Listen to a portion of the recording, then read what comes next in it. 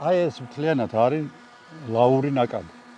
აი ეთყობა კიდეც ხო, აი რო შეხედავ, აი აშკარად აი მოწითალო ფერი დაკრავს. არ არის ჩვეულებრივი ქანები რა, ის რომელიც დანალექია და ისა, რომელსაც ეთყობა ეს ყველაფერი. თუმცა ესეც ამასაც ფენა ედებოდა და შრეობრივად იდებოდა ეს ლავები, მაგრამ ნუ აშკარად ეთყობა. მერე არის უკვე ხრამის ნამუშევარი დინარის. უკვე ეს ჩაჭრილი არის. დინარე ჭრის. ამას ჭრის დინარე, პოულობს შედარებით რბილ ადგილებს, იქ აფართოებს და უკვე ჩაჭრას აკეთებს.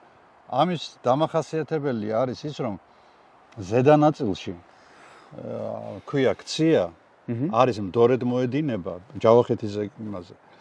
ჯავახეთში და მეანდრებს აკეთებს. მეანდრი რომელიც აი ზემოდან თუ დაგიხედია ესეთი დაბლობის მდინარეებისთვის ესეთ ძალიან რბილ იმგენს აკეთებენ და ზოგიერთ წყდება ხოლმე ეს მეანდრი, აქეთ რჩება ნაწილი, მერე სწორდება. აქ ესე და ამის საშუალება ამას არ აქვს. ეს უკვე არტახებშია მოქცეული. მაგრამ ეს არტახები თვითონ გააკეთა. ამ დაშბაშის კანიონიდან მოყოლებული უკვე ქცია გადაიქცევა ხრამად. და ხრამი, ნუ ხრამი რატომაც ქვია? შეხედე და ხრამია, ხო?